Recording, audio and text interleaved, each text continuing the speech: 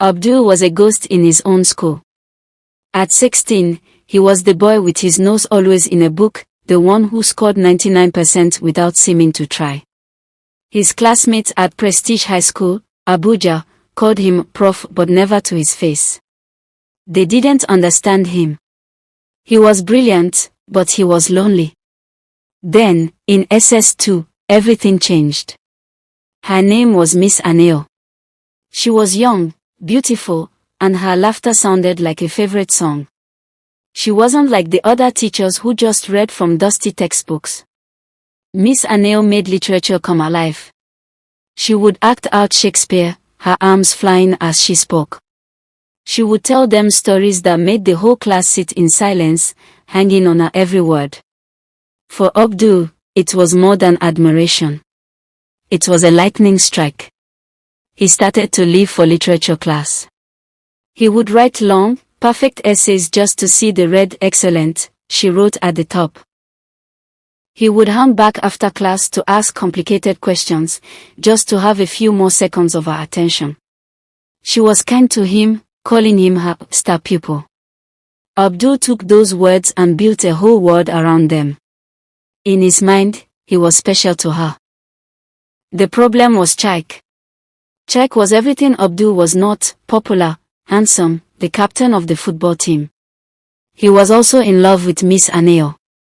But where Abdul's love was a quiet, burning secret, Chaik's was loud and public.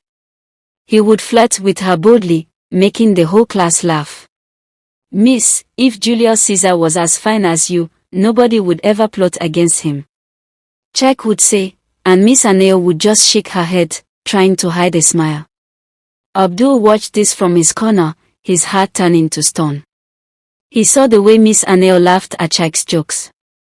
He saw how Chaik could command her attention without even writing a good essay. The green-eyed monster of jealousy began to eat Abdul from the inside. One Tuesday, after school, Abdul saw something. He was hiding near the staff room, hoping to accidentally meet Miss Aneo on her way out. Instead, he saw Chaik walk in, looking nervous. A few minutes later, Chaik rushed out, quickly stuffing something into his bag. Miss Aneo came out moments later, looking worried, glancing up and down the hallway. The next day, the school was in an uproar.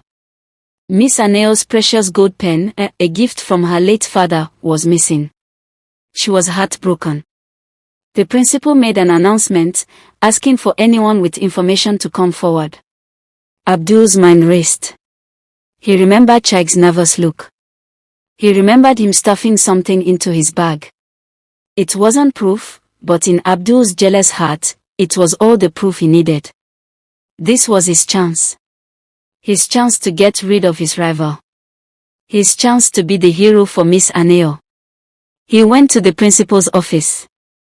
He spoke quietly, convincingly. "Sir, I didn't want to say anything, but I saw Chaik coming out of the staff room yesterday. He looked like he was hiding something." It was all the principal needed. Chaik was called out of class. He denied it, of course. He shouted, he pleaded his innocence. But the word of the brilliant, quiet Abdul against the popular, troublesome Chaik. The teachers believed Abdul. They searched Chaik's bag. And there, in the front pocket, was Miss Aneo's gold pen. The whole school turned against Chaik. He was suspended for a week. His football teammates ignored him. He was called a thief. Abdul should have felt victorious. He had won. Miss Aneo looked at him with grateful, tear-filled eyes. "Thank you, Abdul. You are a true friend."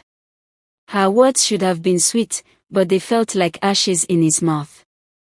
Because Abdul had seen the look on Chaik's face, a look of pure, undiluted hatred, directed straight at him. And deep down, Abdul knew the truth. He had planted the pen in Chaik's bag when no one was looking. Now, he had everything he thought he wanted. He was the undisputed teacher's pet, the hero. But the guilt was a heavy stone in his stomach. And the hatred in Chaik's eyes promised that this was not over. Chak would be back in 1 week.